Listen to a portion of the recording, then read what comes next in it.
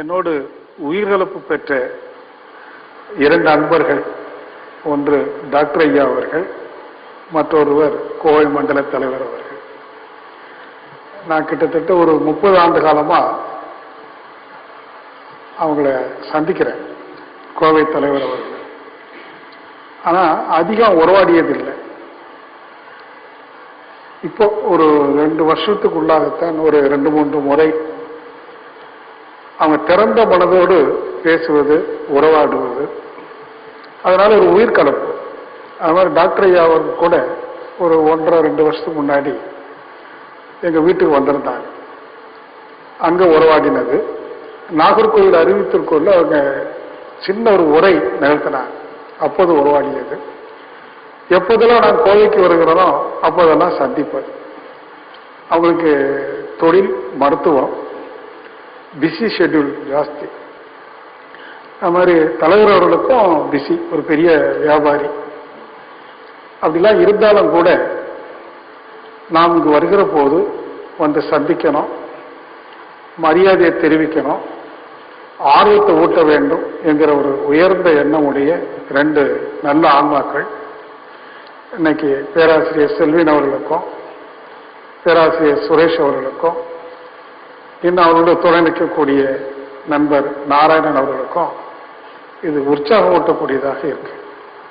அவங்க ஊட்டிய உற்சாகம் இப்போ அண்மை காலத்தில் இந்த work shop, spiritual work shop ஆரம்பிச்சிருக்காங்க. அப்போ அவங்க சொன்னாங்க, நாங்கள் எதிர்பார்த்தது ஒரு 40-50 பேரை வச்சு செய்யலாம் அப்படின்னு என்கிட்ட சொல்லும்போது, இல்லை, எவ்வளவு அதிகபட்ச அன்பர்கள் வராங்களோ வரட்டும், அது அவங்க புரிஞ்சுக்கிறலாங்களா இல்லையாங்கிறது வேற விஷயம். இங்க நிறைய அன்பர்களுக்கு கருத்துக்களை ஓயாது சொல்லிக்கொண்டே இருக்கணும். அப்படி சொல்லும்போது அதுல ஒரு சிலருக்காவது அது பதிவாகும். அந்த ஒரு சிலர் யாருன்னு கண்டுபிடிக்கிறது கடினம். அதனால மேக்சிமம் எவ்வளவு உட்கார வைக்க முடியுமோ பட்டையில சேர்த்துக் கொள்ளுங்க. அதுபோல இப்போ 200 அன்பர்களுக்கு மேல பதிவாயிருக்குன்னு சொன்னாங்க. அப்பா, இந்த கட்டிடத்தை விரிவுபடுத்தணுங்க, அப்பதான் முடியும். அது முன்னாடி மகிழ்ச்சி சொல்லுவாங்க, எவ்வளவு பேர் வர்றாங்களோ அந்த அளவுக்கு கட்டிடம் விரியும், கட்டிடம் எந்த அளவுக்கு விரிந்திருக்கோ அந்த அளவுக்கு வருவாங்கன்னு சொல்லுவாங்க. அந்த மாதிரி நம்ம அமைப்பு இப்போ நல்ல விரிவடைந்து கொண்டிருக்கு. அதுக்கு ஏற்றவாறு நம்முடைய உலக சமுதாய சேவா சங்கத்தினுடைய தலைவர் முழுக்க 24 மணி நேரமும் அவருடைய சிந்தனையும் பொருட்செலவும் நம்முடைய சங்கத்தை வச்சுதான் இருக்கு. இதுல நம்முடைய பங்கு என்ன? நம்ம மாதிரி உள்ளவங்களுக்கு பொருட்செலவு அதிகம் பண்ண முடியாது. ஆனா அறிவை பெருக்கிக் கொண்டோம்னு சொன்னா அறிவு தொண்டு செய்துகிட்டே இருக்கலாம். பொருள் தொண்டு கூட செய்ய செய்ய இந்த பொருள் என்ன ஆகும்? குறையும். ஆனா அறிவு தொண்டு கொடுக்க கொடுக்க அதிகரிக்கும். இந்த மகிழ்ச்சி அந்த காலத்திலே சொல்லுவாங்க. அந்த ஒரு சிறு பாக்கியம் எனக்கு கிடைச்சிருக்குது நாங்க சொல்லும் போது கேட்பதுக்கு மகிழ்ச்சி தான். காரணம், நேற்று நான் சொன்னேன், இந்த பூ உலகில் கிட்டத்தட்ட 700 கோடி மக்கள், 700 கடந்தாச்சு மக்கள் இருக்கிறாங்க. ஆனா அந்த சமுதாயம் எப்படி போயிட்டு இருக்குது அப்படின்னா, விஞ்ஞான வளர்ச்சியின் காரணமாக விஞ்ஞானம் நல்ல வழியாக வளர்ச்சி அடைந்தாலும் அதை தவறாக பயன்படுத்தக்கூடிய அரசியல்வாதிகளும் வியாபாரிகளும் இருக்கிற காரணத்தினால நல்வழி செய்ய வேண்டிய விஞ்ஞானம் மனிதனுடைய கலாச்சாரத்தை சீரழித்துக் கொண்டிருக்கு. அப்போ விஞ்ஞானத்துக்கு இணையாக வேகமாக ஆன்மீகம் பரவலாக்கப்பட வேணும். அப்படி பரவலாக்கப்பட்டால் அதே விஞ்ஞானம் ஒவ்வொருவருக்கும் பெரிய அளவில் பயனுடையதாக இருக்கும். ஆனா அந்த வேகத்தில் அதை பரவ வைப்பதற்கு அடிப்படை வசதிகள் இன்னும் அமையல. எல்லாவற்றுக்கும் இன்ஃப்ராஸ்ட்ரக்சர்னு ஒன்று உண்டு. அது ஆன்மீக அமைப்புக்கு இன்ஃப்ராஸ்ட்ரக்சர்னு சொல்லும் போது ஆசிரியர்கள் தான், கட்டிடம் கூட 2வது. ஒரு திறந்த மைதானத்தில் வைத்து கூட நம்ம சத்சங்கம் நடத்த முடியும். ஆனா இப்ப என்ன வேணும்? அறிவறிந்தவருடைய எண்ணிக்கை அதிகரிக்கணும். இப்ப நீங்க இன்னைக்கு இத்தனை பேர் 100 பேர் இருக்கீங்க சொன்னா, அடுத்த ஓராண்டுல நீங்க 100 பேருமே அறிவுல தெளிவு பெற்று விட்டால் நீங்கள் ஒவ்வொருவரும் சத்சங்கம் நடத்த முடியும். ஆங்காங்கே நடத்த முடியும். உங்க தெருவில், உங்க வீட்டில், உங்க ஊர்ல சத்சங்கம் நடத்தும். எத்தனை பேர் சந்திக்கிறீர்களோ அத்தனை பேருக்கும் இந்த கருத்தை சொல்லிக்கிட்டே இருக்கணும். அந்த அளவுக்கு தேர்ச்சி பெற்ற ஆசிரியர்கள் உருவாகணும். அதுக்கு முன்னாடி உங்களை போன்ற அன்பர்கள் அருட்தந்தருடைய அந்த வேதாத்தியம் என்று சொல்லக்கூடிய கருத்து, முக்கியமாக 2 கருத்துக்கள். ஒன்று வாழ்க்கை தத்துவம், மற்றொன்று இயற்கை தத்துவம். இந்த 2ஐயும் முழுமையா கத்துக்கிட்டு, நேற்று நான் சொன்னேன், கத்துக்கிட்டா போதாது, அதை ஆராய்ச்சி பண்ணி உங்க அன்றாட வாழ்க்கையில அதை பயன்படுத்தி நீங்கள் மேன்மை அடைக்கிற போது உங்களுக்குள்ள ஒரு ஞான தெளிவு ஏற்படும். அந்த ஞான தெளிவை கொண்டு ஆங்காங்கே சத்சங்கம் செய்யணும். இன்னைக்கு எனக்கு ஒரு மனநிறைவு இருக்குன்னு சொன்னா, நான் ஒரு வியாபாரி தான், பெரிய அளவில் இல்லை என்று சொன்னாலும் அதுலேயே என்னுடைய நேரத்தை கொஞ்சம் செலவு பண்ண வேண்டிய அவசியம் இருந்தது. இப்போ கொஞ்சம் குறைச்சிக்கிட்டே வருது. ஏன்னா என்னுடைய மகனை ஏகதேசம் பொறுப்புகளை அதிகமாக எடுக்கக்கூடிய ஒரு சூழ்நிலை உருவாகிட்டு இருக்குது. இந்த காலகட்டத்தில் இப்போ அநேகமாக நான் எல்லா வெள்ளி சனி ஞாயிறும், சென்ற வாரம் பாபநாசம், அதுக்கு முந்தைய வாரம் சென்னை, அதுக்கு முந்தைய வாரம் கன்னியாகுமரி, அதுக்கு முந்தைய வாரம் மீண்டும் சென்னை, அப்படி போயிட்டு இருக்கிறோம். இது எங்க வீட்டில் சில நேரத்தில் மனைவி கொஞ்சம் சங்கடப்பட்டுக்குவாங்க. உங்களுக்கு ஏற்கனவே உடல் கொஞ்சம் வீக்கா இருக்கிறதுனால நீங்க இவ்வளவு வேகமா போகக்கூடாதுன்னு கொஞ்சம் அன்பு சண்டை போட்டுக்குவாங்க. அப்ப நான் என்ன சொல்லுவேன்னா, நான் வீட்டில் உட்கார்ந்தோம்னா இன்னும் சோம்பேறி ஆகிடுவேன். 2வது, எனக்கு பொழுதும் போகணும், அதுவும் பயனுள்ளதாக பொழுது போகணும்னு சொன்னா நான் வெளியில போகணும். ஆனா எனக்கு வெளியில போறது ஒரு சிரமம் இல்லை. அன்பர்கள் நல்லா கவனிச்சுக்கிறாங்க, நல்ல உணவு கொடுக்குறாங்க, நல்ல வசதி கொடுக்குறாங்க, எல்லா விதமான எனக்கு செய்ய வேண்டிய சேவையை அவங்க செய்யறாங்க, அன்பு கொடுக்குறாங்க. எல்லாவற்றிற்கும் மேலாக அன்பும் மரியாதையும் செலுத்துறாங்க. இதுக்கு மேல ஒருத்தருக்கு என்ன வேணும்? மகிழ்ச்சி சொன்ன அந்த உயர் புகழ்னு சொல்றாங்க சங்கல்பத்தில் 5 விஷயங்களை நாம சங்கல்பிக்கிறோம். அதுல உயர் புகழ் ஒன்று. அந்த உயர் புகழ் எல்லாருக்கும் அவ்வளவு சீக்கிரத்துல கிடைக்காது. அதுக்கு ஒரு பாக்கியம் செய்திருக்கும். அந்த பாக்கியம் எனக்கு கிடைச்சிருக்குன்னு சொன்னா, என்னோட பாக்கியத்துல உனக்கும் பங்கு உண்டுன்னு என் மனைவிட்ட சொன்னேன். நம்ம குழந்தைகளுக்கும் உண்டு, சந்தைகளுக்கும் உண்டு அப்படின்னு சொன்னதும் அவங்க ஃபீஸ் ஆயிட்டாங்க. அப்ப போயிட்டு வாங்க, ஏன்னா பங்கு கொடுக்குறேன்னு சொன்னதும் சரி போயிட்டு வாங்க. அது ஒரு அந்த அளவில் நம்ம தொண்டு தொடரட்டும். நீங்க அனைவரும் அதை பயனுடையதாக ஆக்கிக்கொள்ளும். ஏன்னா சில அன்பர்கள் என்கிட்ட தனியா பேசுவாங்க, தொலைபேசிலையும் பேசுவாங்க. அவங்க சொல்லும்போது அவங்க சங்கடங்களுக்கு என்னால் வழி சொல்ல முடியல. ஆனா அவங்க என்ன எதிர்பார்த்து சொல்றாங்கன்னா, இவரிடம் நமக்கு ஏதாவது ஒரு வழி கிடைக்கும் அப்படின்னு. எனக்கும் ஒன்றும் தெரியாது, அவங்களுக்கு வழி சொல்லக்கூடிய அளவுக்கு ஒன்றும் தெரியல.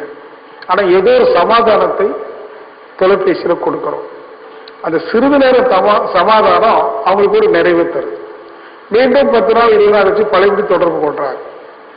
இதெல்லாம் பார்க்கும்போது மனசுல என்ன தோணுது? எல்லாருமே ஏதோ ஒரு வகையில சங்கடங்களை சுமந்துட்டு இருக்காங்க, சங்கடங்களை சந்திச்சுட்டு இருக்கிறாங்க. இதுக்கு என்ன மாற்று, எப்படி செய்ய முடியும்? அப்போ நாம நேரடியாக பல ஊருக்கு போகலாம். ஏன்னா சென்ற ஓராண்டு காலமா நான் எங்கேயும் போகல. எனக்கு ஓப்பன் ஹார்ட் சர்ஜரி நடந்ததுனால அங்கேயே இருந்துட்டோம். இப்போ இந்த ஓராண்டா மீண்டும் போயிட்டு இருக்கிறோம். போறதுல நிறைய அன்பர்களுக்கு ஒரு மன நிறைவு, ஒரு தற்காலிக சமாதானமாவது கொடுக்க முடியுது. அந்த வகையில ஒரு பெரிய பேறு பெற்ற ஒரு நிலை எனக்கு இருக்குது. அது எல்லாமே மகிழ்ச்சி அவருடைய ஆசீர்வாதம். அதனால இந்த நேரத்தில் அவரையும் நினைச்சிட்டு இப்ப நாம பயிற்சியை ஆரம்பிக்கலாம். முதல்ல சிறிது நேரம் என்ன பண்ண போறோம்? அது ஒரு நல்ல தவமா இருக்கு இல்லையா? கொஞ்சம்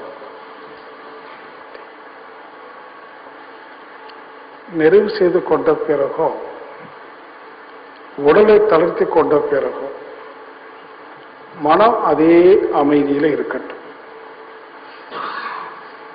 எப்போ மனம் அமைதியா இருக்குதோ அப்போ சிந்திக்கிற வல்லமை, கருத்துக்களை உள்வாங்கிக் கொள்ளக்கூடிய வல்லமை மனதிற்கு இயல்பாக வரும். அதனால இதே அமைதியில் இருந்து கொண்டு சிலவற்றை நாம சிந்தனைக்கு எடுத்துக்கொள்றோம். இப்போ எந்த கலையாக இருந்தாலும் பயிற்சியாக இருந்தாலும் அது எதற்கு என்று சொன்னால் மனிதனுடைய வாழ்க்கைக்கு மனித வாழ்வு அமைதியாகவும் இனிமையாகவும் முழுமையாகவும் அமைவதற்குத்தான் அனைத்து பயிற்சிகளும் விளக்கங்களும் பெரியவங்க நமக்கு கொடுத்திருக்காங்க. அதில் முக்கியமா விளக்கம் என்று சொல்கிற போது இந்த இயற்கையை பற்றி நாம விளங்கிக் கொள்ளணும். அதை இறை அறிவு அல்லது இயற்கை அறிவு என்று சொல்றோம். அது ஆதி காலத்திலே இருந்தது. அது வேதம் என்று சொல்றோம். வேதம் என்று சொன்னாலேயே இயற்கையை பற்றிய விளக்கம். படிப்படியாக இயற்கை பற்றி நாம் விளங்கிக் கொள்கிற போது அந்த இயற்கை வெளிப்பாட்டினுடைய உச்சநிலை வெளிப்பாடான மனதை பற்றி புரிந்து கொள்ள முடியும். எல்லாவற்றிற்கும் மேன்மையானது மனம். ஏன்னா அதான் கடைசி வெளிப்பாடு. The peak of evolution is human mind என்று அருட்தந்தை சொல்லுவாங்க.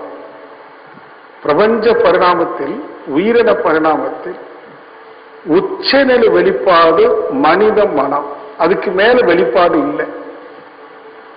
அப்ப இயற்கை எடுத்துக்கொண்ட தோற்றம், அதனுடைய இயக்கம், அதனுடைய உச்சம் மன இயக்கம். மனம் என்ற பெருநிலை அடைவதற்குத்தான் இந்த பரிணாமமே நிகழ்ந்திருக்கு. ஆனா அந்த மனதை நாம எந்த வகையில் இப்ப செலவு பண்றோம்?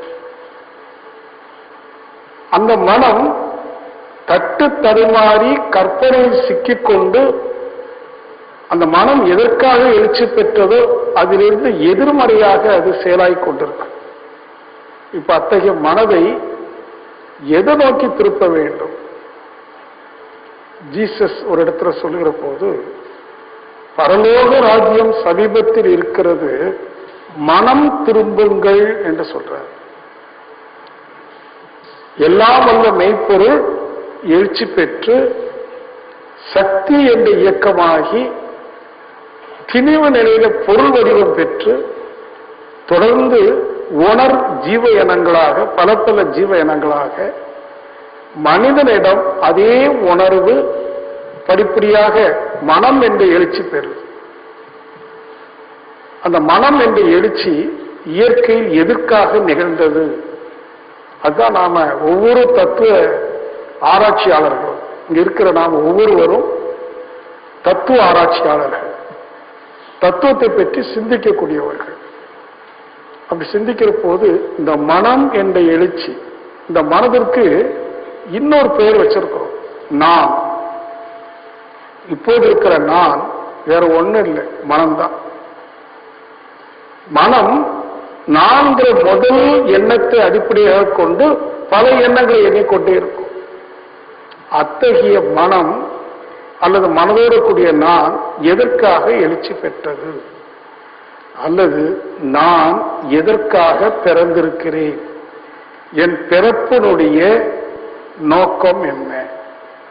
இந்த காலையில நாம பஞ்சபூத நவகிரதவம் ஆற்றிவிட்டு இந்த கேள்வியை நாம கேட்டோம்.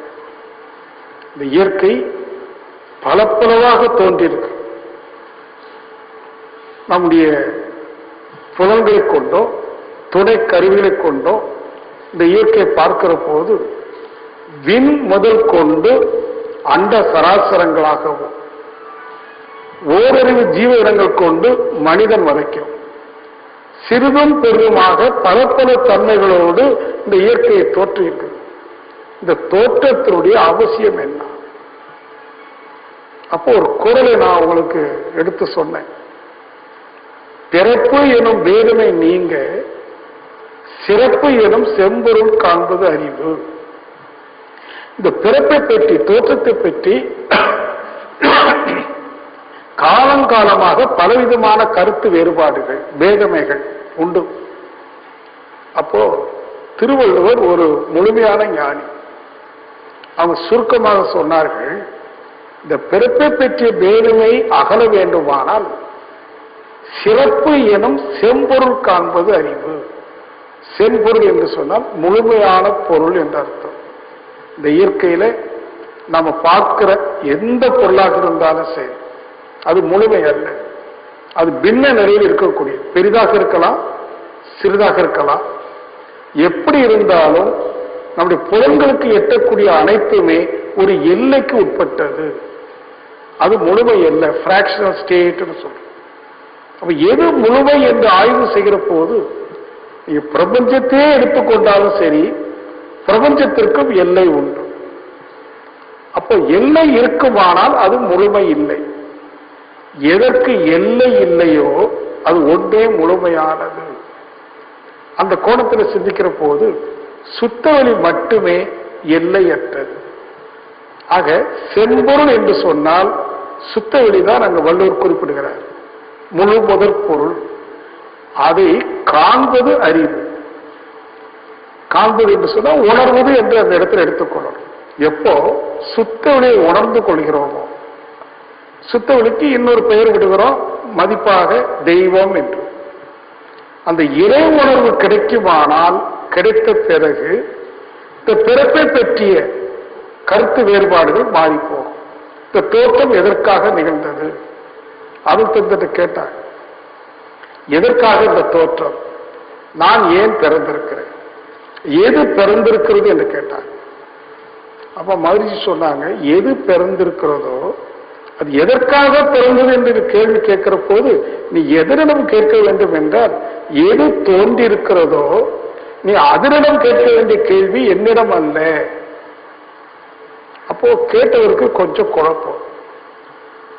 அது அப்போ மாதிரி சொன்னாங்க, நீ அதுவாக மாறுகிற போது அதுவே சொல்லும். வள்ளுவர் சொல்றார் பாருங்க, பிறப்பு எனும் வேதமை நீங்க சிறப்பு எனும் செம்பொருள் காண்பது அறிவு. அந்த வேதனை பற்றி வேற ஒண்ணுமே வள்ளுவர் தெளிவாக சொல்லல. நீ அந்த செம்பொருளை உணர்ந்து கொண்டால் அந்த அறியாமை உன்னை விட்டு அகன்று விடும். என்ன அறியாமை? எது தோன்றியிருக்கிறது, எதற்காக தோன்றியிருக்கிறது, எவ்வாறு தோன்றியிருக்கிறது என்ற 3 கேள்விகளுக்கும் உனக்கு அங்கு பதில் கிட்டும். நான் பதில் சொல்ல முடியாது. அப்போ நாம என்ன புரிஞ்சுக்கிடணும்? இந்த இயற்கை பற்றிய முழு அறிவு நமக்கு வேணும்.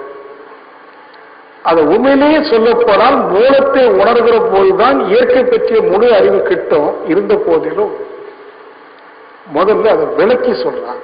உணர்ந்தவர்கள் உணராதவர்களுக்கு அந்த இயற்கை பற்றி சில பல விஷயங்களை பல கோணங்களில் விளக்குறாங்க. அப்படி விளக்கும் போது சுருக்கமா, நான் சொல்றது சுருக்கமா சொல்லிட்டேன்.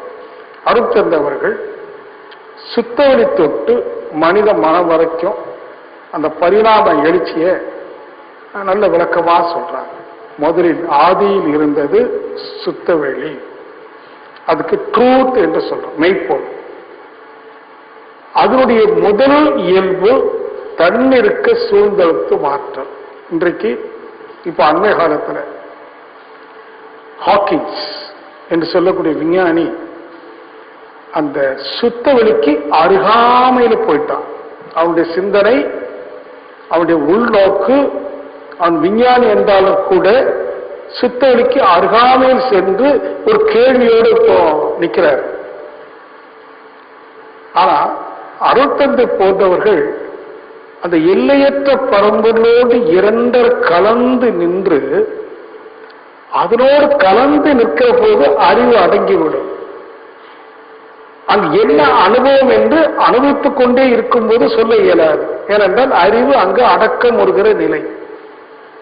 ஆனால் அந்த அடக்கத்திலிருந்து சற்று எழுச்சி பெறுகிற போது, அதாவது தீட்டா வேவ் என்று சொல்றாங்க, வினாடிக்கு 4 சுற்றுக்கு மனம் வருகிற போது அங்கு என்ன அனுபவம் நிகழ்ந்ததோ அதை யூகிக்கக்கூடிய ஆற்றல். யூகம் என்பது கற்பனை அல்ல. இரவு நல்ல நேற்று தூங்கணும், தூங்கிக் கொண்டே இருக்கிற போது தூக்கத்தினுடைய அனுபவம் இல்லை. ஆனா தூங்கி விழிக்கிறோம், அனுபவம் வருது, சுகமாக தூங்கினேன் என்று சொல்றோம், உறுதியாக சொல்றோம். நேற்று சுகமாக தூங்கினேன், இடையில நான் விழிக்கவே இல்லை, என் தூக்கம் சுகமாக இருந்தது. ஆனால் தூங்குகிற போது அந்த சுகம் இருந்ததா? இல்லை. இல்லை என்று சொல்வதற்கு இல்லை, அனுபவிக்க முடியல, ஏன்னா தூங்கிட்டோம். ஆனா தூங்கி சற்று விழிக்கிற போது, முழுமையாக கூட அல்ல, பல எண்ணங்கள் வரல, மனம் மட்டும் விழிக்குது, கண் விழிக்கல, மனம் விழிக்குது. உடனே அந்த மனத்துக்கு அனுபவம் ஆகுது சுகம் என்று. அது மீண்டும் அதை தூங்க முயலுது.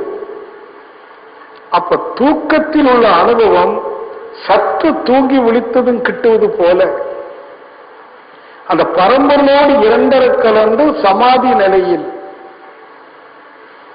அனுபவம் அறிவுக்கு எட்டல, அறிவு அடக்கமா இருக்கு. ஆனா அந்த சமாதியிலிருந்து சற்று விலகி மிக குறைந்த மன அலைச்சூழல் விரைவு என்று சொல்லக்கூடிய தீட்டா வேவ் வினாடிக்கு 4-5 சுற்றுல மன எழுச்சி பெறுது. அங்கு அதை யூகிக்குது. சற்று 10-20 நிமிடம் கழிஞ்சு போச்சு, என்ன நிகழ்ந்தது? அங்கு அறிவு எடுத்து சொல்லுது உள்ளுணர்வாக, அது எல்லையற்றதாக, ஏகமாக, நிர்ச்சலனமாக, நிர்குணமாக, அனைத்தையும் தன்னகத்தே கொண்ட திருவெளியாக, ஆனந்த சுரூபியாக. இது யாருக்கு? அதை உணர்ந்து இப்ப அதை யூகிக்கிற அறிவாற்றலோடு கூடிய பேரறிவாளன் அதையெல்லாம் அனுபவித்து அங்கிருந்து யூகிக்கிறார். அப்படி என்றால் எல்லையற்றதாக இருந்த ஒன்று, சலனமற்றதாக இருந்த ஒன்று எப்படி சலித்து எல்லைக்கு உட்பட்டது? அந்த யூகம் ஒரு கேள்வி அவருக்குள்ளே எழுப்புகிறது. எல்லையற்றது, அசைவற்றது, அது எல்லைக்குட்பட்டு எவ்வாறு அசைந்தது? அவருக்குள்ளேயே கேள்வி. பதில வெளியில தேடல. பழையபடி கொஞ்சம் மனதை அடக்குறாங்க, யூகிக்கிறாங்க. அப்படி யூகிக்கும் போது அவங்களுக்கு தெரியுது இருப்பது ஒன்று, அது எல்லையற்ற பரவெளி. அது தன்னை எப்படி துண்டித்துக் கொண்டு சொல்ல ஆரம்பித்தது என்று அவங்க யூகித்து சிந்திக்கிற போது ஒரு பதில் கிட்டது. அந்த எல்லையற்ற பரம்பொருளுக்கு தன்னையே இறுக்கிக் கொள்கிற செல்ஃப் கம்ப்ரசிவ் ஃபோர்ஸ், தன்னையே இறுக்கிக் கொள்கிற ஆற்றலும், அந்த இறுக்கம் அதிகரிக்கிற போது சோழ்கிற தன்மையும் அதற்கு இயல்பாக உண்டு. இதான் fundamental quality of the ultimate almighty. அந்த சர்வ வல்லமையுடைய அந்த உன்னத ஆற்றலுக்கு தன்னையே சூழ்ந்தழுத்தி இறுக்கி, தன் இறுக்கம் என்று சொல்றோம், செல்ஃப் கம்ப்ரசிவ் ஃபோர்ஸ்.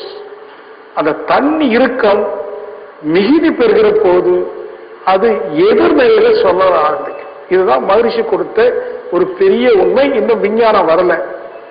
இப்போ ஹாக்கின்ஸுடைய நெருக்கம் அதை நோக்கி நடந்துட்டு இருக்கு. மகரிஷி மட்டுமல்ல, மகரிஷிக்கு முன்பு தோன்றிய ஞானிகள், சித்தர் பெருமக்கள், ரிஷிகள் இந்த உண்மையை கண்டாங்க.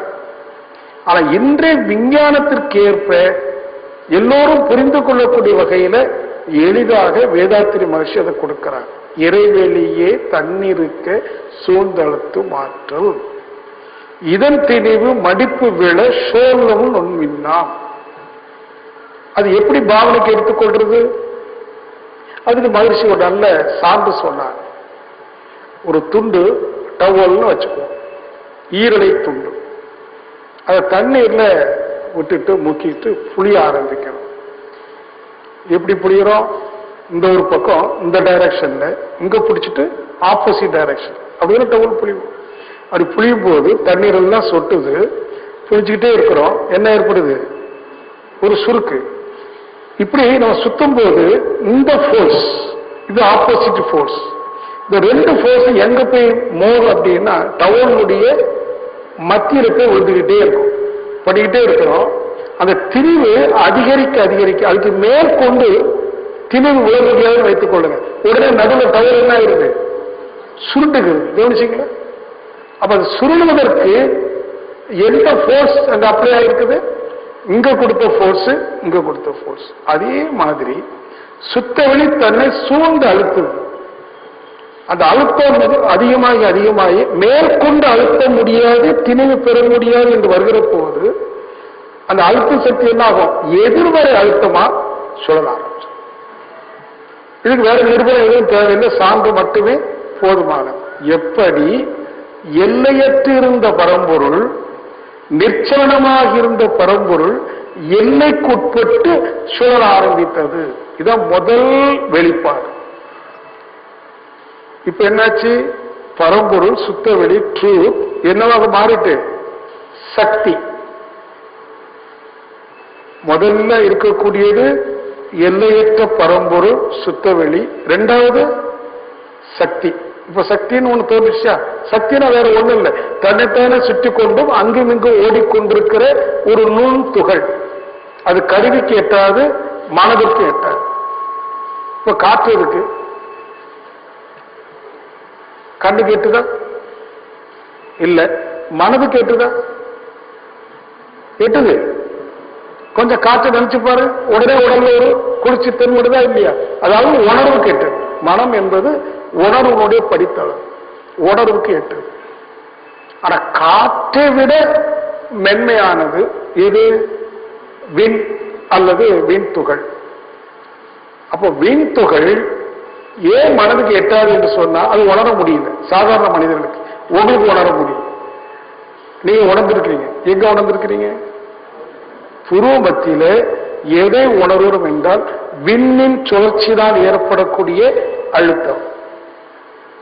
இப்படி க்ஷணத்துக்கு க்ஷணம் இந்த சுத்த வெளியில கோடிக்கணக்கான விண்துகள் என்ன ஆயிட்டு இருக்குது? உற்பத்தி ஆகிட்டே இருக்கு. அப்படி உற்பத்தியான விண்துகள் அது சுற்றிலும் மீண்டும் சுத்த அழுத்தது பாருங்க, அது நெருங்கி சுழலானது. அது பேர் திணிவுன்னு பேர். முதல் திணிவு இறைவெளியின் தன்னிருக்க சூழ்நிறுத்தும் ஆற்றல் முதல் திணிவு. அந்த திணிவு என்ன ஆகுது? மடிப்பு. இப்போ க்ஷணத்துக்கு க்ஷணம் இது என்ன ஆகும்? மீண்டும் அந்த சூழ்நிறுத்தும் ஆற்றலினால இந்த சக்தி துகள்கள்லாம் என்ன ஆகும்? திணிவு பெறும், அதாவது நெருக்கம் வரும். அப்படி நெருக்கம் வருகிற போது முதல் நிலையில அதுக்கு காற்றுன்னு சொல்றோம். இப்ப காற்றுனா என்ன? அதே விண்துகள் தான்.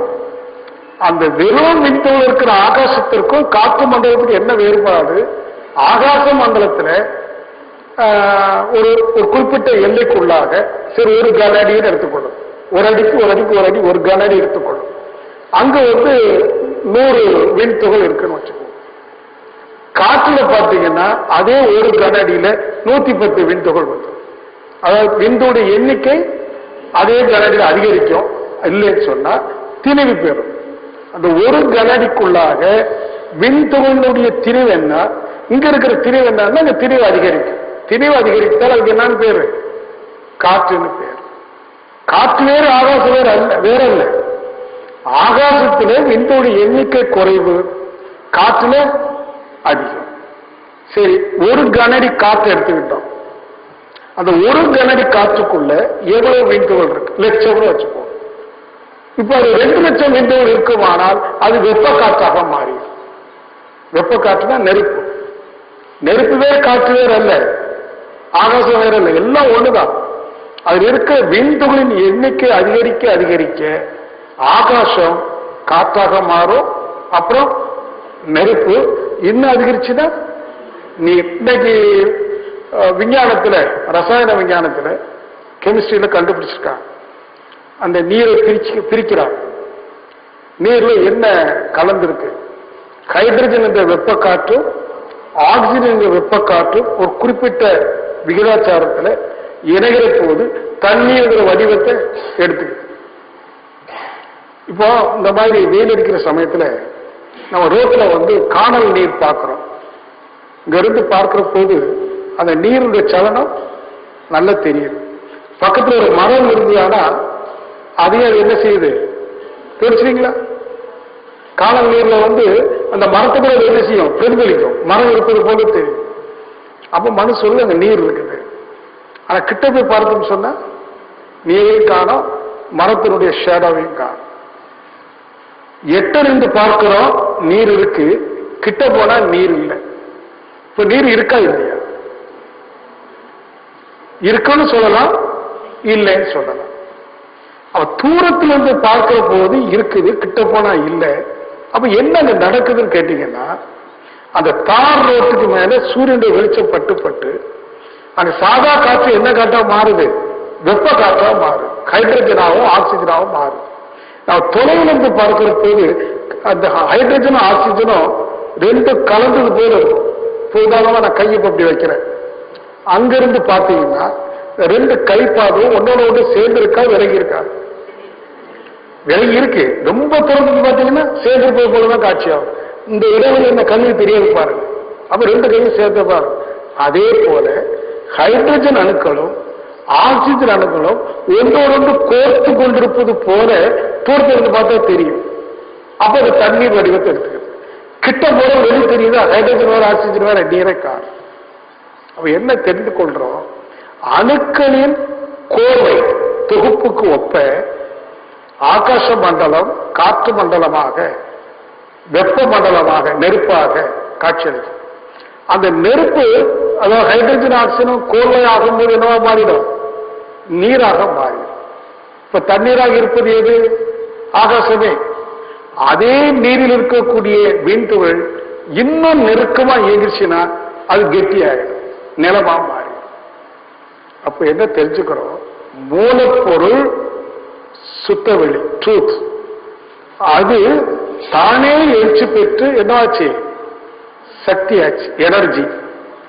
சக்தி திணிவு பெற்று பொருள் வடிவம் எடுக்கு, மாஸ். பொருள் வந்தாச்சு. இப்ப பூமி வந்தாச்சுன்னு வச்சுக்கோங்க. பூமி ஒரு பொருள். இந்த பூமி என்ற பொருள்ல கெட்டி பொருளும் இருக்கு, நீர் பொருள் இருக்கு, வெப்பம் இருக்கு, காற்று இருக்கு, ஆகாசம் இருக்கு, எல்லாம் இருக்கு. இது வரைக்கும் சுத்தோடைய வெளிப்பாடு என்னன்னு சொல்றோம்? சுத்தவெளி, சக்தி, பொருள், ட்ரூத், எனர்ஜி அண்ட் மாஸ். இப்ப என்ன ஆகுது? பூமி என்ன பண்ணிட்டு இருக்கு? சுத்திக்கிட்டே இருக்கு. பூமி சுத்தி கொண்டே இருப்பதுனால இருக்கிற நீர், கடல் நீர் என்னாகும்? அதுவும் சுத்திக்கிட்டே இருக்கும். இப்போ ஒரு பாத்திரத்துல தயிர் வச்சிருக்கோம். இந்த தயிருக்குள்ள என்ன இருக்கு? வெண்ணெய் இருக்கு. ஸ்கேன் பண்ணா தெரியுமா? கொஞ்சம் தயிர் எடுத்துட்டு போய் ஸ்கேன் பண்ணி அதுல இருக்கிற வெண்ணெய் கண்ணுக்கு தெரியுமா? கருவிக்கு தெரியுமா? தெரிய முடியாது. ஆனா அந்த பாத்திரத்தை சுழல விட்டா தயிர்ல இருந்து என்ன வெளிப்படும்? வெண்ணெய் வெளிப்படும். அப்ப தயிருக்கு உள்ளாக தயிரோடு கலந்திருக்கிற வெண்ணெயை கண்ணாலேயோ கருவியாலேயோ பார்க்க முடியாது. ஆனா அந்த தயிரை சுழல விட்ட வெண்ணெய் திரண்டு வருவது போல இந்த நீருக்குள்ள சில ரசாயனங்கள் இருக்கு. அது சாதா கண்ணை கொண்டோ அல்லது விஞ்ஞான கருவியை கொண்டோ அதுக்குள்ள இருக்கிற தாவரத்தை பார்க்க முடியாது. ஆனா பூமியினுடைய சுழற்சியின் காரணமா அந்த கடல் நீரும் சுழண்டு சுழண்டு இந்த கடல் நீருக்குள்ளா இருக்கிற ரசாயனம் என்னவாக வெளிப்படுது? பாசியாக வெளிப்படுது. கடல் நீர் அப்படியே பாறைக்கு மேல மோதிட்டு அப்படியே போகுது. பாறையில் என்ன வந்துருது? இப்போ கடலுக்கு கூட போக வேண்டாம். நம்ம மொட்டை மாடியில மழை பெஞ்சு 4 நாளுக்கு அப்புறம் என்ன பார்க்கிறோம்? பாசி பார்க்கணும். ஆனா நீங்க மழை நீரை ஒரு பாத்திரத்துல பிடிச்சி ஸ்கேன் பண்ணீங்கன்னா பாசி இருக்குமா? உள்ள இருக்காது. ஆனால் அந்த மழை நீர் விழுந்து விழுந்து இந்த பூமியின் சுழற்சியின் காரணமா அந்த நீருக்குள்ளாக மறைபொருளாக இருக்கிற ரசாயனம் எதுவாக மாறுது? பாசி. பாசினா தாவரத்தினுடைய முதல் வெளிப்பாடு. அந்த தாவர பாசி காலத்தோட வளர்ந்து இன்னும் காற்றையும் சூரிய உற்பத்தி உள்வாங்கி செடியா, கொடியா, மரமா, விருட்சகமா வளர ஆரம்பிக்கும். அப்படி வளர்ந்த தாவரத்திலிருந்து ஒரு மரத்திலிருந்து ஒரு கொட்டை கீழே விழுதுன்னு வச்சுப்போம். கொட்டைக்குள்ள என்ன இருக்கும்? விதை இருக்கும். இந்த விதைக்கு முளைப்பதற்குரிய சூழ்நிலை இல்லை என்றால், ஒரு விதையை நீங்க மண்ணுக்குள்ள போட்டு தண்ணி விட்டீங்கன்னா மரமா வந்து போகும். ஒருவேளை அது முளைக்கக்கூடிய சூழ்நிலை அதுக்கு வரலன்னு சொன்னா அந்த விதைக்குள்ள இருக்கிற முளைன்னு ஒண்ணு இருக்கு பாருங்க, அது என்ன ஆகும்? அதுக்கு சக்தி இருக்கு. ஏன்னா சுத்தவில் என்ன இருக்கு? சக்தி இருக்கு. தண்ணி இருக்கு, சூழ்நிலை ஆற்றல். அந்த சூழ்ந்த ஆற்றல் அந்த விதையில் இருந்து அந்த விதையை மீண்டும் மீண்டும் சூழ்ந்தழுத்தி அதுக்குள்ள இருக்கிற ஆற்றலை புழுவாகவோ பூச்சியாகவோ வண்டாகவோ மாற்றிடும். நம்ம வீட்டுல சமையல் கட்டில் வந்து நீங்க கடுகு டப்பா, பருப்பு டப்பாலாம் வச்சிருப்பீங்க. ஒரு மாதம் வீடை போட்டுட்டு வெளியூருக்கு போயிட்டு வந்தீங்கன்னா இந்த பருப்பு டப்பா திறந்தா உள்ள என்ன இருக்கும்? சில பூச்சிகள் வண்டுகள்லாம் இருக்கும். இது எங்கிருந்து வந்தது? நாம என்ன பண்றோம்? பூச்சி ஆகி பூச்சின்னு காய போடுறோம் வெயில்ல. அங்க சிந்திக்கிறது எங்கிருந்து வந்தது? ஒரு உங்களுக்கு தெரியாம ஒரு மாமியார் கூட பிடிச்சி போட்டுக்கலாம். எங்கிருந்து வந்தது அப்படின்னா அந்த பருப்புல இருக்கிற முளை, அதுக்கு முளைப்பதற்கு வாய்ப்பு கிடைக்கல, அது இருக்கிற சூழ்நிலைக்கு மாற்ற அது பூச்சியா மாத்திருச்சு. இப்ப பூச்சி வந்துருச்சு, வண்டு வந்துருச்சு, புழு வந்துருச்சு. இப்படியே பரிணாமத்தில் என்ன ஆகும்? புழு பெரிய ஊர்வலமாக மாறும், வண்டு பெரிய பறவையாக மாறும். அப்படியே பரிணாமத்தில் படிப்படியா 5 அறிவு விளங்கின வரைக்கும், அதுக்கு பிறகு 6வது அறிவு படைத்த மனிதன். மொத்தத்தில் எல்லாம் உள்ள பரம்பொருள் சுத்தவெளி தானே எழுச்சி பெற்று தன்னிருக்க சூழ்நிலைக்கு மாற்றலினால் என்னவாக மாறுது? சக்தி. 2வது நிலையில சக்தி. சக்தி திணிவு பெற்று 3வது நிலையில பொருள், அதாவது பஞ்சபூதங்கள். 4வது நிலையில உணர்வு என்ற ஜீவ இனங்களாக. சுருக்கமா நான் சொல்லிட்டு வரேன், நீங்க அப்புறம் படிச்சுக்கிட்டு. இப்ப அனைத்து தோற்றங்களும் எதனுடைய வெளிப்பாடு? சுத்த வெளியுடைய வெளிப்பாடு. மனிதனாக தோன்றியிருப்பது சுத்த வெளி. மனிதனிடம் விலங்கை விட ஒரு சிறப்பு என்னன்னா, விலங்கு விலங்காகவே வாழ்க்கை. அதுக்கு இயற்கையை ரசிக்க தெரியாது, இயற்கை ஆச்சரியமா பார்க்க தெரியாது, இயற்கையை மாற்றி சிந்திக்க தெரியாது. அது இயற்கையோடு இயற்கையா வாழ்ந்துட்டு. ஆனா மனிதன் என்ற விலங்கு, மனிதனும் விலங்கு தான் தெரியுமா உங்களுக்கு? மனிதன் ஒரு விலங்கு.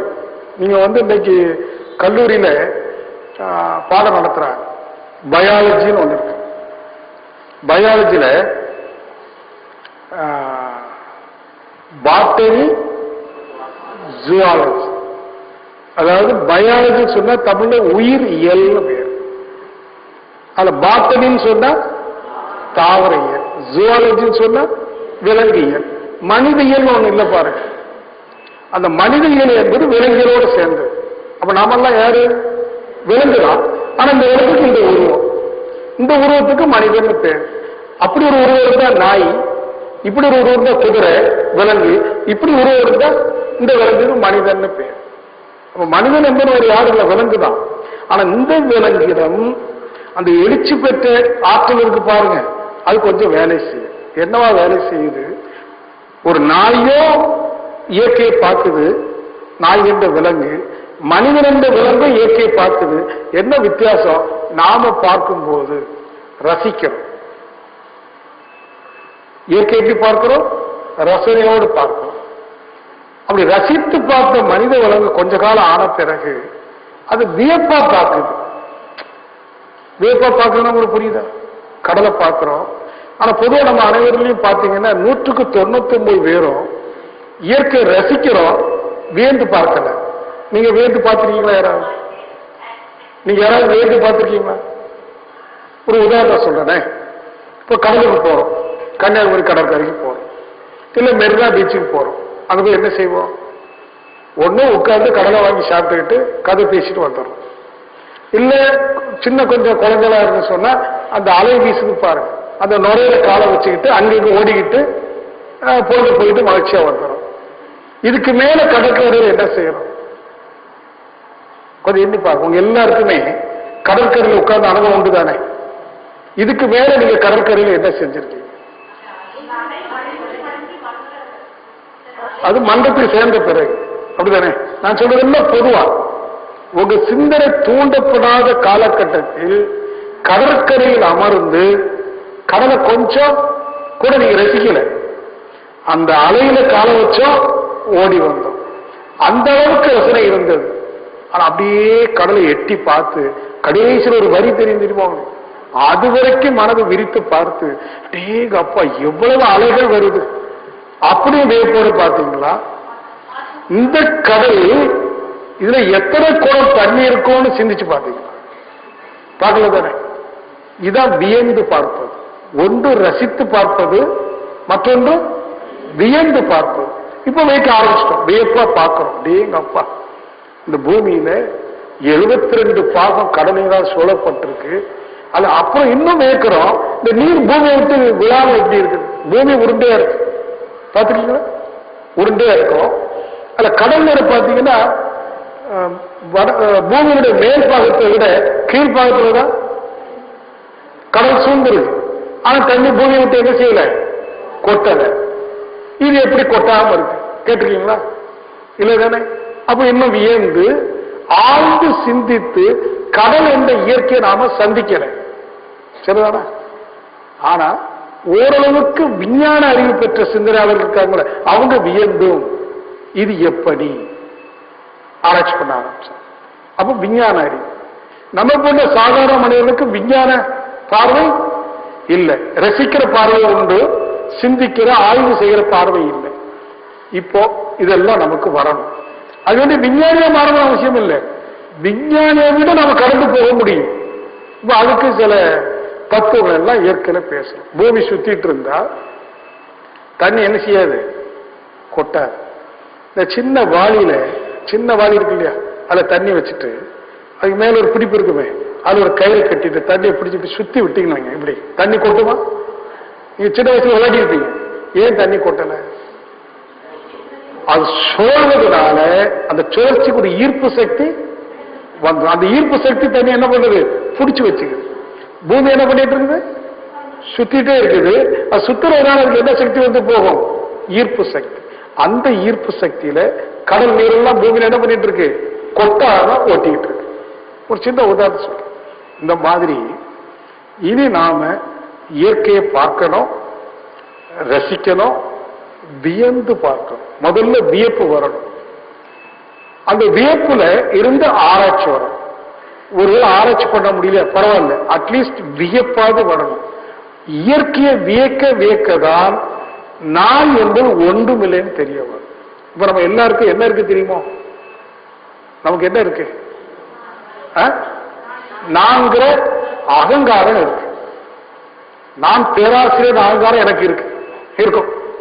நான் தலைவங்கிற அகங்காரம் இருக்கும். நான் வீட்டுக்கு தலைவங்கிற அகங்காரம் இருக்கும். அது ஈகோன்னு சொல்றோம் ஒரே வார்த்தையில.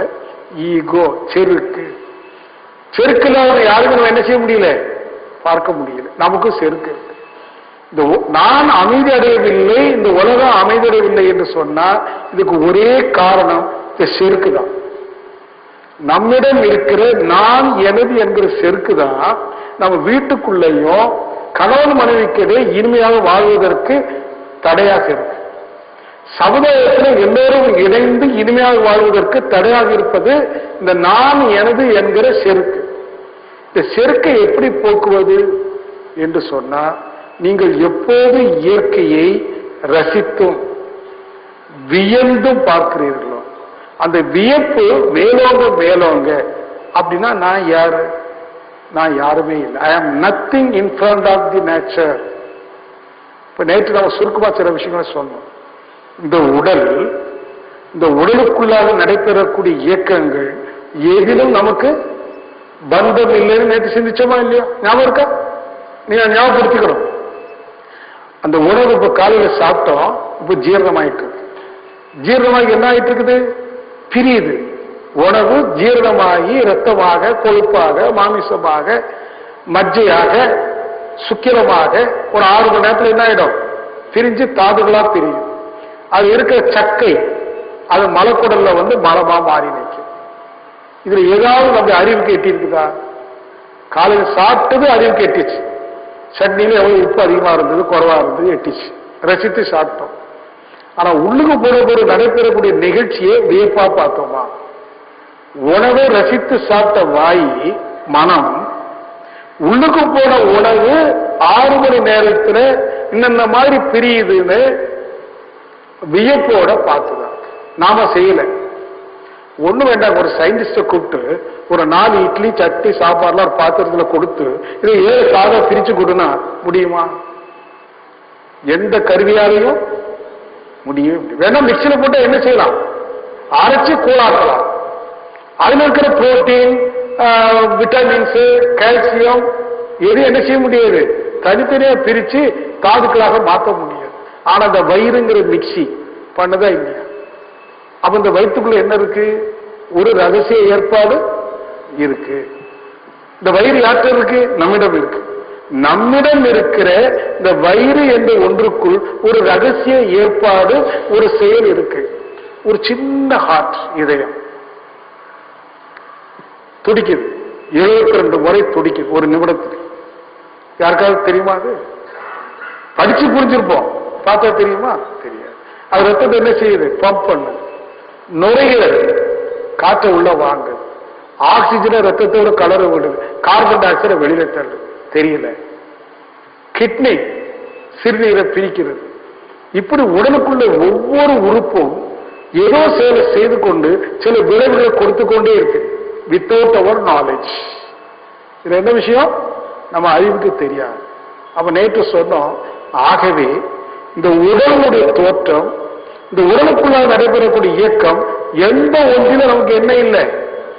பந்தம் இல்லை. அப்ப இந்த உடலிலேயே பந்தம் இல்லை என்று சொல்கிற போது இந்த பூமி எப்படி சுத்துது? அந்த நீரிலிருந்து தாவரம் எப்படி பிரியுது?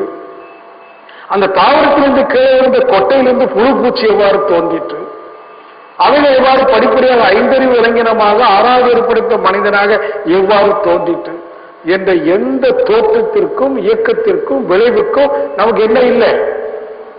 இப்போ பந்தம் இல்லாம இருக்கு, இருக்கா இல்லையா? அப்படி பந்தம் இல்லைன்னு தெரிஞ்சாலேயே இந்த நான் என்ன ஆயிடும்? இல்லாம போயிடும். இந்த உலகம் இருக்கு, உடல் இருக்கு, பல அற்புதங்கள் நடந்து கொண்டிருக்கு, ஒண்ணுமே நமக்கு தெரியலையே. அப்ப நமக்கு என்ன தெரியும்? ஒண்ணும் தெரியாது. ஒண்ணும் தெரியாத நாம் எப்படி செருக்கடைய முடியும்? ஆனா கொஞ்சம் தெரிந்த நாம் செருக்கடையணும். உண்டா இல்லையா? ஒரு சாதாரண படிப்பு படிச்சிருக்கோம், ஒரு டாக்டருக்கு படிச்சிருக்கோம். இந்த ரெண்டுல யாருக்கு செருக்கு அதிகமா இருக்கும்? டாக்டருக்கு அதிகமா இருக்கும். ஏன்? எல்லாரும் ஐயா எனக்கு உடம்பு சரியில்லை, நீங்க தான் சரியாக்கணும்னு கை கூப்பிடுறாங்களா, உடனே அவருக்கு நாம தான் இவருக்கு உயிர் பிச்சை கொடுக்கணும், அந்த செருக்கு வந்துருது. ஒரு கலெக்டருக்கு ஒரு செருக்கு வந்துருது. ஏன்? அதிகாரம். இப்போ கொஞ்சம் படிச்சிருக்கிறோம், கொஞ்சம் பெரிய பதவியில் இருக்கிறோம், என்ன வந்து போகுது? செருக்கு வந்து போகுது. ஆனா நமக்கு ஒண்ணுமே தெரியாது. ஒன்னும் தெரியாதுன்னு தெரிந்து கொண்டால் செருக்கு என்ன ஆயிடும்?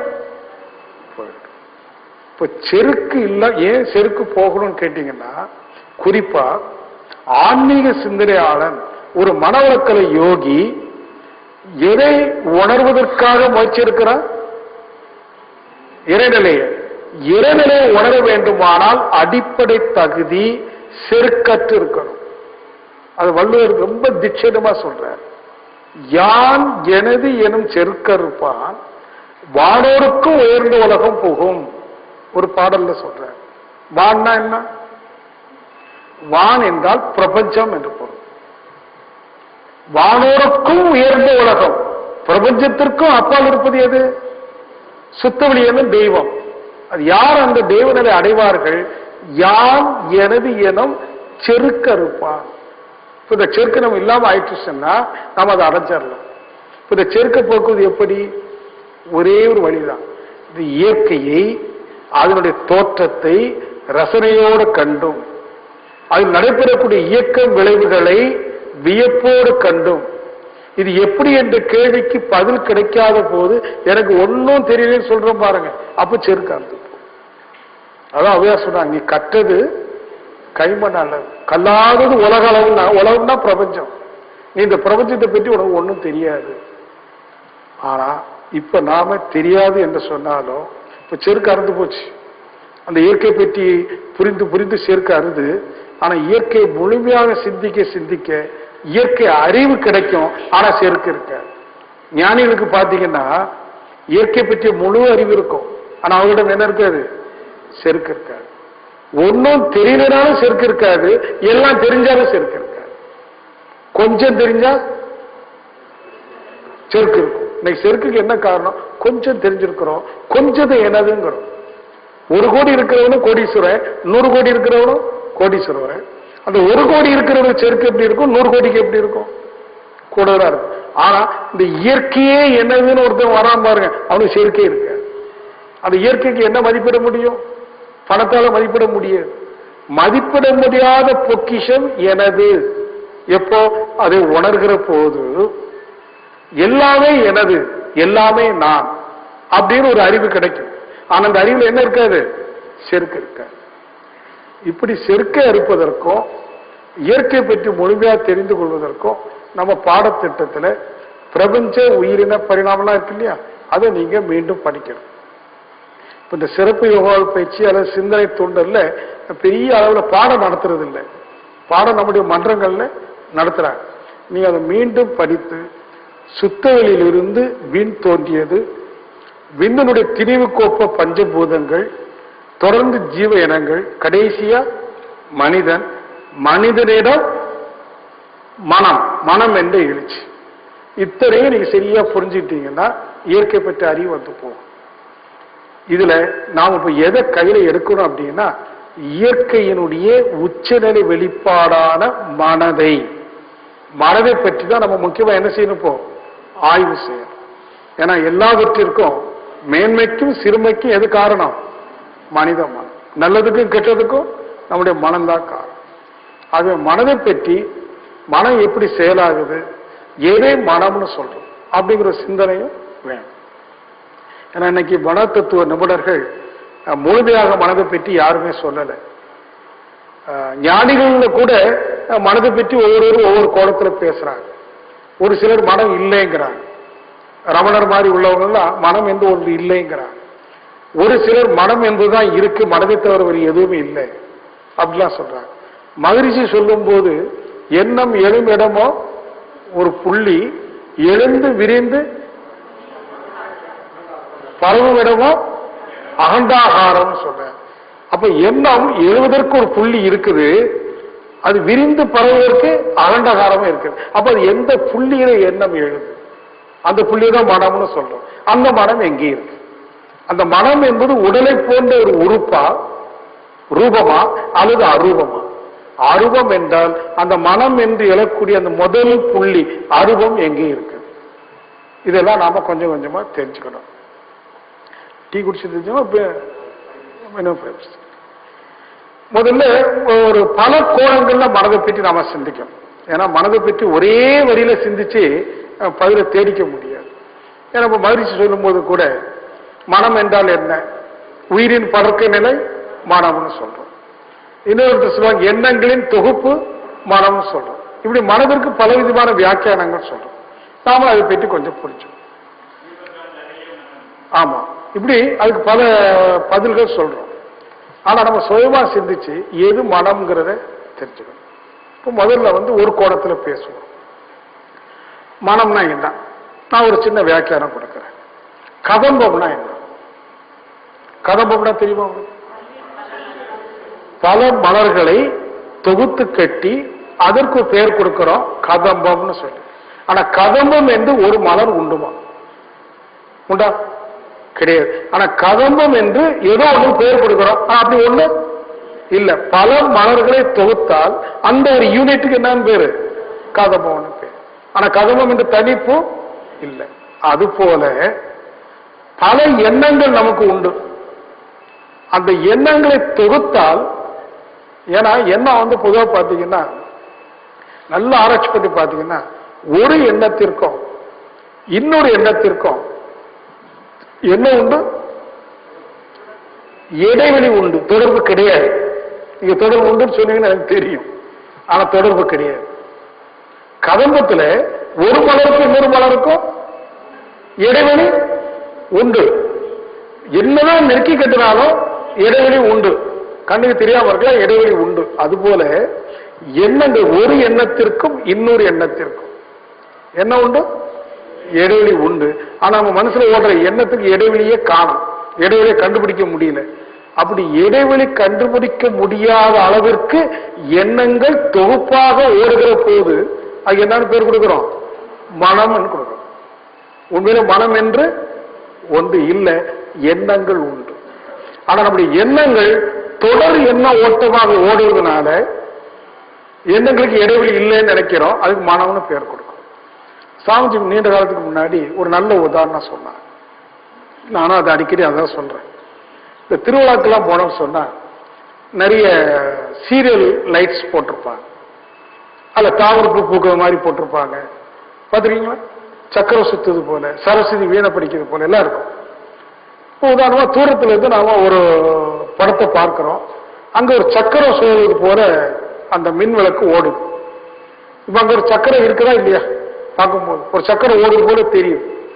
ஆனா உண்மையில அங்க என்ன நடக்குது அப்படின்னா, வரிசையா என்ன பண்ணிருப்பாங்க, சின்ன சின்ன பல்பு வச்சிருப்பாங்க.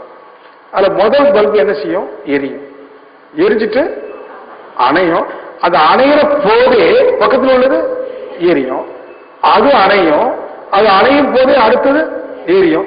இப்படி வரிசையா தொடர் ஓட்டம்னு சொல்றோம். அதுக்கு ஒரு சாதனம் பின்னாடி வச்சிருப்பாங்க, ஒரு சக்கரம் அங்க சுத்திட்டு இருக்கும். அப்போ என்ன ஆகும், அந்த வேகம் சரியா இருக்குமானா அந்த லைட்டு அணையதுக்கு முன்னாடி அடுத்தது எரியும். முன்னாடி கூட சொல்லக்கூடாது, ஷானம்னு சொல்றாங்க. ஷானம்னா த பர்டிகுலர் மொமெண்ட், லைட் அடைஞ்ச த பர்டிகுலர் மொமெண்ட் அடுத்த பல்பு எரியும். அப்படி செய்தா அந்த சக்கரம் ஓடுது போல தெரியும். இப்ப இங்கிருந்து பார்க்கும்போது ஒரு சக்கரம் ஓடுது. இப்ப அந்த பின்னாடி போய் ஒரு மிஷின் இருக்கு சொன்ன பாருங்க, லைட்டா ஸ்லோ டவுன் பண்ணீங்கன்னா இந்த விளக்கு அணைஞ்சி ஒரு சிறிது இடைவெளி விட்டு அடுத்த விளக்கு எரியும். அது அணைஞ்சு சிறிது இடைவெளி விட்டு எரியும். அப்ப பாத்தீங்கன்னா சக்கரம் ஓடுறது தெரியும், பல்பு எரிய தெரியும், அது சக்கரமா தெரியாது. அந்த தொடர் ஓட்ட வேகம் சீராக இருக்குமானால் பல்பு எரியுது போல தெரியாது, சக்கரம் ஓடுவது போல தெரியும். நான் சொல்றது புரியுதா? இதே போல மூளையிலிருந்து எழக்கூடிய எண்ண அலைகள் அந்த ஒரு குறிப்பிட்ட வேகத்துல தொடர் ஓட்டத்தில் ஓடும் போது அந்த எண்ணங்களின் ஓட்டம் மனம் என்ற காட்சியா. இப்போ ஒரு செகண்ட் நான் ஒரு சின்ன எக்ஸாம்பிள் சொல்றேன். நான் ஒரு வார்த்தை சொல்ல போறேன், கொஞ்சம் கவனிச்சுடுங்க. அந்த வார்த்தையை சொன்னதோ நீங்க கேட்டதோ அந்த ஒரு வார்த்தையில மட்டும் நிக்கிறீங்களா, தொடர்ந்து ஓடுறீங்களான்னு கண்டுபிடிக்கும். கொஞ்சம் எல்லாரும் சைலண்ட் ஆகிடு. இது ஒரு பரீட்சை. நான் ஒரு வார்த்தை சொல்ல போறேன், அந்த வார்த்தையை கேட்டதும் உங்க மனசு அதுல மட்டும் நிக்கிறா, தொடர்ந்து ஓடுதான்னு கண்டுபிடிக்கும். சரியா? கொஞ்சம் கண்ண முடியும், கண்ண முடியும். யானை,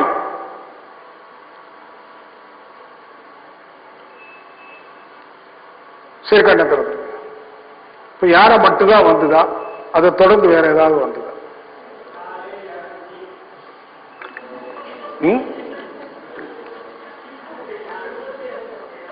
எப்படிங்க?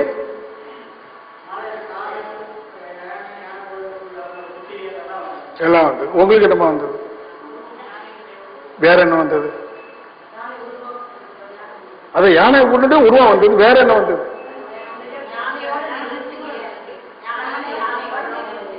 இப்போ ஒரு சின்ன பிரச்சனை எனக்கு தெரியுமா, நம்ம பாடமே நடத்திட்டு நேற்றுல இருந்து சும்மாரி சொல்லிட்டேன்னா, இப்போ நீ யானைனா அதை மட்டும் பார்க்கணும்னு ஒரு கட்டாயத்தை வச்சுக்கிட்டீங்க. வச்சிக்கலாம் இல்லையா? வச்சிங்களா? அங்கதான் பிரச்சனை வருது. ஏன்னா இந்த அப்படி உங்களுக்கு வருங்கிறது எனக்கு தெரியும். அந்த கட்டுப்பாடு இல்லாம நீங்க பார்க்கணும். யானைனா யானை மட்டும் கட்டி பிடிச்சிட்டு இருக்குது, இவர் ஏதோ பரீட்சை வைக்கிறாருன்னு வந்துட்டலாம், அது வரக்கூடாது. அது வந்துச்சுன்னா நீங்க பரீட்சையில மூவ் பண்ண முடியாது. சரி, அந்த மாதிரி இல்லாம மீண்டும் கண்ண போடுங்க. நான் இந்த வார்த்தை சொல்லல, கண்ண போடுங்க. சும்மா இருங்க, கட்டுப்படுத்தாதுங்க. உங்க மனசை கட்டுப்படுத்த கண்ண போடுங்க. தாமரை பூ,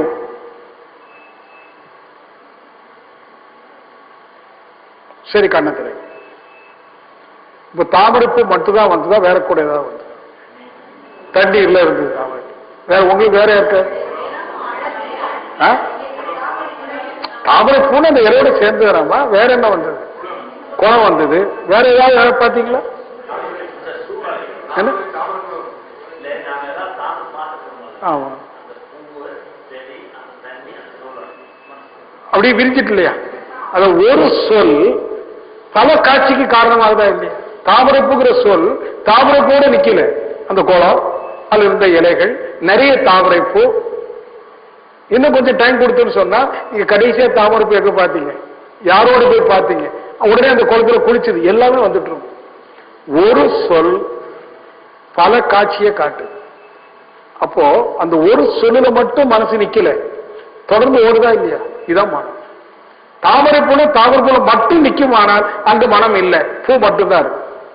அதை தொடர்ந்து குளம் இலைன்னு போச்சுன்னா எண்ணங்கள் ஓட ஆரம்பிச்சு. நான் சொல்ற இடத்த புரிஞ்சுக்கிட்டீங்களா? அப்போ மனம் என்று ஒன்று இல்லை.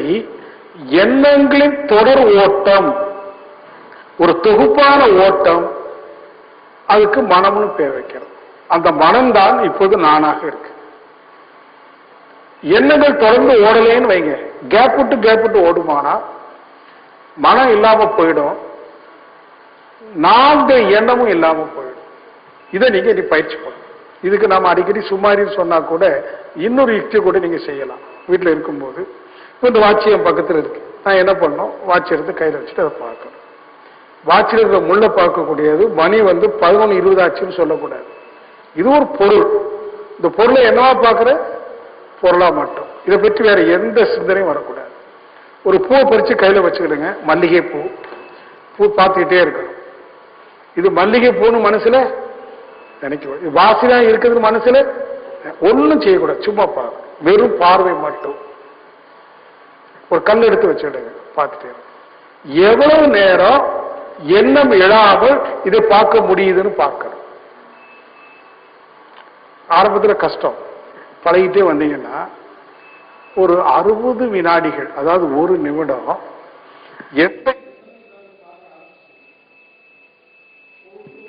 சக்தி உருவாக ஆரம்பிக்கும். இதெல்லாம் நீங்க பிராக்டிஸ் பண்ணணும். இதெல்லாம் பண்ணத்தான் கண்ணை மூடி தியானம் சுத்தவழி உணர்வு கிடைச்சிடும். இப்ப சுத்தவழி எங்க இருக்குன்னா, பிரபஞ்சத்திற்கு அப்பால் மட்டும் நினைக்காதீங்க, அணுக்களுக்கு இடையே மட்டும் நினைக்காதீங்க. இந்த இயற்கையுடைய உச்சநிலை வெளிப்பாடான மனம்னு சொல்றவன், எண்ணங்களால் துவக்கப்பட்ட மனம், அந்த எண்ணங்களுக்கு இடையேயும் இருக்கு. நாம பேசும்போது சுத்தவழி என்பது பிரபஞ்சத்திற்கு அப்பால், இன்னும் கொஞ்சம் நுணுகி பேசும்போது அணுக்களுக்கு இடையேயும், அணுக்களுக்கு மத்தியிலேயும் பேசுறோமா இல்லையா? அணுக்களுக்கு இடையேயும் என்ன இருக்கு? சுத்தவழி. அதாவது நம் மனதிற்குள்ளாகவே என்ன இருக்கு?